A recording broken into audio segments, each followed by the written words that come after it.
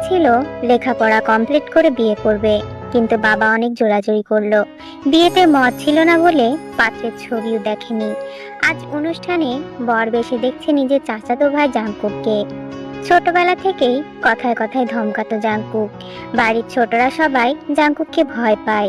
চাচাতো ভাই বোনের মধ্যে জাংকুকই সবার বড়, তের বড় চাচার ছেলে। বাপ চাচাদের ভেতর তের বড় বাবাই সবচেয়ে বড় লোক। ঢাকায় থাকেন ওনারা, বিভিন্ন প্রোগ্রামে বাড়ি আসেন। জাংকুক তো আর্মি অফিসার, সহজে বাড়িও আসে না। কয়েক বছর ওই এক ঈদে বাড়িতে আসতো। তে ভয়ে দূরে দূরেই থাকতো। আর তাকে কিনা এখন বিয়ে করতে হবে। আজ তের জন্মদিন। সাধারণত জন্ম মাসে বিয়ে দেওয়া হয় না, কিন্তু ধর্মীয় দিক থেকে এমন কোনো বিধান নেই, তাই বিয়েটাও দেয়া হচ্ছে জন্মদিনেই। আগে সবাই বলেছিল এটা হবে জীবনের শ্রেষ্ঠ জন্মদিন, শ্রেষ্ঠ উপহার দেওয়া হবে। কিসের উপহার আর কিসের কি, এ তো ভয়ে অস্থির। মাত্র ইন্টারমিডিয়েট পাশ করেছে মেয়েটা, এর মধ্যে বিয়ে দেওয়া হচ্ছে। অবশ্য বিয়ে দেওয়া হতো না এখনই। তের বাবা হজ করতে যাবেন, তাই মেয়েকে বিয়ে দিতে যেতে চাচ্ছেন। পরিবারের সবাই বলেছে পাত্র নাকি জাংকুককে ভীষণ পছন্দ করে। বাবার বিয়ের প্রস্তাব দিয়েছেন। এসব কথা বলেই সবাই থেকে রাজি করিয়েছে বিয়েতে। এখন বর হিসেবে দেখছে নিজের চাচাতো ভাই মেজর সাহেবকে। সে কল্পনা করতে পারেনি তাকে বিয়ে করতে আসবে জাংকুক। আরে মেজর সাহেব থেকে পছন্দ করে, এটাও অবিশ্বাস্য মনে হচ্ছে। আরো বেশি অবিশ্বাস্য মনে হচ্ছে তের বারবার প্রস্তাব দেওয়ার কথাটা শুনে। সবকিছু ঘোরের মতো লাগছে। বিয়েতে পরিবারের সবাই উপস্থিত হলেও ঢাকা থেকে বড় চাচার ফ্যামিলি আসতে বিলম্ব করেছিল। তে স্বপ্নেও ভাবেনি তারাই আসবে বরপক্ষ হয়ে। এখন সবকিছুই অবিশ্বাস্য কল্পনার মতো লাগছে। তের কল্পনার মাঝেই বিয়ে পড়ানোর তোড়জোড় শুরু হলো। মেয়েটি তো ভীষণ টেনশনে। তাকে কি সত্যি ভালোবেসে বিয়ে করবে চাচাতো ভাই, নাকি মনে অন্য কিছু আছে? এসব ভাবনা চিন্তার মাঝে বড় চাচি এসে পাশে বসলেন। ধীরে ধীরে বললেন, তাড়াতাড়ি কবুল বলে দিস তো তে, আমার জাংকুকের আবার বেশি রাগ। বিয়ে পড়ানো শুরু হলো। সবাই গোল হয়ে দাঁড়িয়ে আছে চারিদিকে। তের অনেক ভয় করছে, হাত পা কাঁপছে। কাজী সাহেব কি বলছেন সেদিকে খেয়াল নেই তের। এক হাত দিয়ে অন্য হাত চাপছে ধীরে ধীরে। কখন যে কবুল পড়ে ফেলেছে সেদিকেও খেয়াল ছিল না। হুঁশ ফিরল বাজঘায় গলায় ধমক খেয়ে। জাংকুক ধমক দিয়েছে এতক্ষণ লাগে কবুল বলতে। তের হুঁশ ফিরে ভয়ে ভয়ে কবুলও বলে দিল। বিয়ে শেষ হয়ে গেল ভালোই ভালোই। খাবার টেবিলে একসাথে বসানো হলো তে আর জাংকুককে। বিভিন্ন ধরনের রেসিপির মাঝে ইলিশ ভাজাও ছিল। তে ইলিশ মাছের কাঁটা বেছে খেতে পারে না, মাঝে মাঝে গলায় বিঁধে। জাংকুক তের ইলিশ মাছের কাঁটাগুলো ভালো করে বেছে দিল। এতটা কেয়ার দেখে তের ভীষণ অবাক লাগছে। বিয়ে শেষে মেয়েটিকে নিয়ে বরপক্ষ শহরের বাড়ির উদ্দেশ্যে যাত্রা করলো। গাড়িতে বসে জাংকুক বমির ঔষধ বের করে আদেশের সুরে বলল, ধর, এই নে, খেয়ে নে। তোর তো আবার বমি করার স্বভাব, এখনই বমি করার দরকার নেই, বমি আরো কয়েক মাস পরে করিস।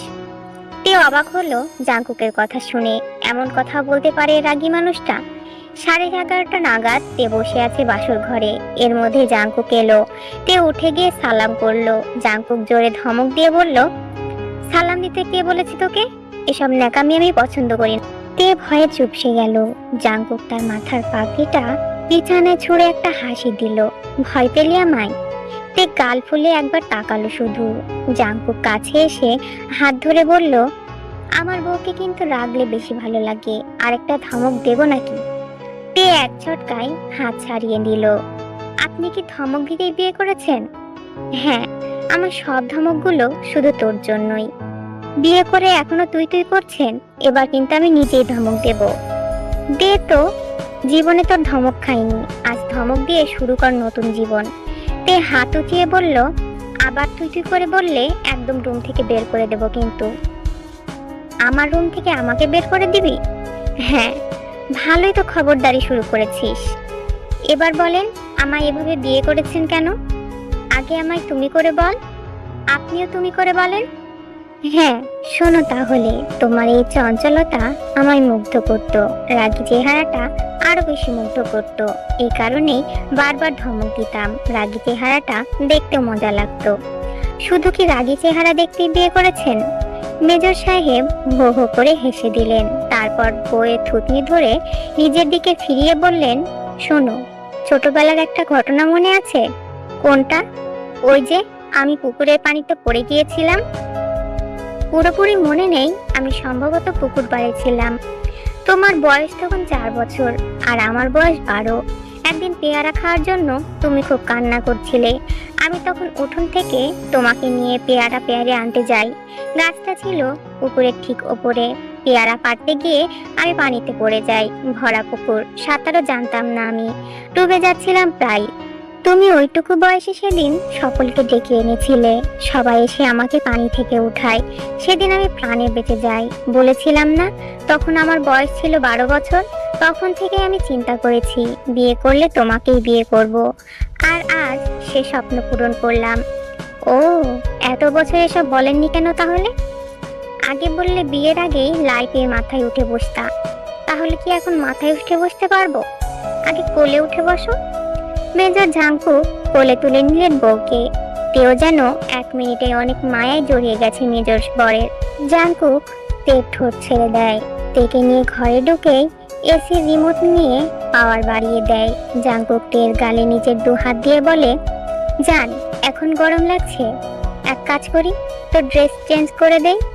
তে বলতে চাইলো সে নিজে পারবে, কিন্তু জাঙ্কুকের সেই রূপের কথা চিন্তা করে বলল, জাঙ্কুক আলমারি খুললে তে অবাক হয়ে তাকিয়ে দেখে শাড়ি, চুড়ি, জামা দিয়ে পুরোটা আলমারি সাজানো। আর 2টা তাকে শুধু জাঙ্কুকের জামা কাপড়, আর পুরোটা জুড়ে তের জিনিসপত্র। জাঙ্কুক সেখান থেকে একটা কমফোর্টেবল হালকা গোলাপি রঙের জামা বের করে। জাঙ্কুক তেকে নিয়ে ড্রেসিং টেবিলের সামনে চলে যায়। তের গায়ে থেকে সবগুলো গয়না খুলে খুব যত্ন সহকারে বক্সে রাখছে, কারণ জাঙ্কুক তেকে তার মনের মতো করে গোল্ড দিয়ে সাজিয়েছে। কেন এবার সাজাবে না? তার কি কিছুর কমতি আছে নাকি? নাই তো কিছুর কমতি। তাই সে নিজের মনের মতো করে তেকে সাজিয়েছে। প্রতিটা জিনিস সে নিজে পছন্দ করে কিনেছে। তাই সে সেগুলোকে খুব যত্ন সহকারে খুলতে থাকে। তের লেহেঙ্গার ব্লাউজের গলাটা বড় হওয়ায় তার বুকের অর্ধেক খোলা ছিল, যা লাস্ট একটা বড় সীতাহার দিয়ে ঢাকা ছিল। তে নিজের চোখ বন্ধ করে ফেলে। জাঙ্কুক লাস্ট হারটা খুলে আয়নার দিকে তাকায়। তে চুপচাপ চোখ বন্ধ করে দাঁড়িয়ে আছে। জাঙ্কুকের অর্ধেক উদাম বুক দেখে তার নিঃশ্বাস ভারী হয়ে যায়। জাঙ্কুক নিজের অজান্তেই তার ঠোঁট নিয়ে রাখে তের ঘাড়ে। তে হালকা কেঁপে সরে যেতে নিল। জাঙ্কুক তার 2 হাত দিয়ে তের বাহু ধরে ফেলে। জাঙ্কুক আস্তে আস্তে করে তের ঘাড়ে কিস করতে থাকে। তেকে নিজের দিকে ঘুরায়। বিনা পারমিশনে জাঙ্কুক তের লিপস দখল করে নেয়। জাঙ্কুক পারছে না নিজেকে সামলাতে। কোলে তুলে শুইয়ে দেয় তেকে বিছানায়। আস্তে আস্তে করে তের বুকের পাশে হাত দেওয়ার সাথে সাথে তে জাঙ্কুকের হাতটা ধরে বলে, প্লিজ, আজকে না ভালো লাগছে না আমার। জান, এমন করে না জান, এখন আমার তোমাকে চাই। মরে যাব আমি তোমাকে না পেলে। একটু বুঝো আমায়। তে চুপ হয়ে গেল। জাঙ্কুক তের উপরের পাটটা খুলে কিছুক্ষণ তাকিয়ে থাকে। জান, মারাত্মক তুই, I love it very much. তের মুখ লজ্জায় লাল হয়ে যায়। জাঙ্কুক তের বুকে নিজের মুখ গুজে দেয়। তে জাঙ্কুকের চুল খামচে ধরে। জাঙ্কুক থেকে আদরে আদরে ভরিয়ে দিচ্ছে। তে আর পারছে না নিজেকে সামলাতে। তে আরো গভীরে আদর চায়। তে ভারী নিঃশ্বাসে বলে ওঠে, জাঙ্কুক, ভালো লাগছে না আমার, প্লিজ প্লিজ কিছু করো। জাঙ্কুক তের পেটের কাছ থেকে মুখ উঠিয়ে একটা বাঁকা হাসি দিয়ে তের গালে কিস করে। সে ঠিকই বুঝতে পারছে তে কি চায়। সে বলে, ঠিক আছে জান, ছেড়ে দিলাম। জাঙ্কুক বেড থেকে উঠে দাঁড়ায়, নিজের শার্ট পরতে পরতে একটা বাঁকা হাসি দেয়। সে জানে তে তাকে ফিরাবে, কারণ কোনো মেয়ে এই টাইমে নিজেকে সামলাতে পারবে না। জাঙ্কুক শার্ট পরে যেতে নিলে তে বিছানা থেকে উঠে জাঙ্কুকের হাত ধরে এক টান দিয়ে বিছানায় ফেলে। তার উপর উঠে বলে, আমাকে পাগল বানিয়ে এখন চলে যাচ্ছেন জাঙ্কুক। জাঙ্কুক বাঁকা হাসি দিয়ে বলে, তাহলে তুমি কি চাও? তে কিভাবে বলবে সে কি চায়? জাঙ্কুক কি বুঝে না তার মনের কথা? হ্যাঁ, জাঙ্কুক তো সবই বুঝতে পারছে। সে তেকের মুখ থেকে শুনতে চায়, বলো কি চাও তুমি? তে জাঙ্কুকের থেকে নিজের নজর সরিয়ে অন্যদিকে তাকায়। জাঙ্কুক হাসে। জাঙ্কুক তেকে বিছানায় ফেলে তার উপর উঠে বলে, জান, বললে কি হয় তোমাকে চাই? নিজের জামাইয়ের কাছে এত শরম, আজকে তো শরম পেতে হবে না বলে জাঙ্কুক তার মতো কাজ করতে থাকে। 4 ঘন্টা পর তে জাঙ্কুকের বুকে মাথা রেখে শুয়েছিল। জাঙ্কুক আকাশের দিকে তাকিয়ে বলে, তে যান, ফ্রেশ হবে না? তে জাঙ্কুকের বুকে একটু নড়ে চড়ে ওঠে। তের ঘুম ভেঙে যায়। জাঙ্কুক থেকে ফ্রেশ করানোর উদ্দেশ্যে কোলে করে ওয়াশরুমে নিয়ে যায়। শাওয়ারের নিচে দাঁড়িয়ে শাওয়ারটা অন করে দেয়। তে হট পানির ছোঁয়া পেয়ে জাঙ্কুকের গলায় মুখ ডুবিয়ে দেয়। জাঙ্কুক থেকে কোলে থেকে নামিয়ে দেয়। দেওয়ালের সাথে টেকে তার হাত দিয়ে বন্ধ করে বলে, জান, তুই শুধু একান্তই আমার। জান, বাঁচবো না তোকে ছাড়া বলে জাঙ্কুক তের ঠোঁটে কিস করতে থাকে। তে ব্যাক করছে দেখে জাঙ্কুক তের কোমর ধরে তার শরীরের সাথে তের শরীর মিলিয়ে কিচ করতে থাকে। জাঙ্কুক থেকে ঘুরিয়ে দেয়।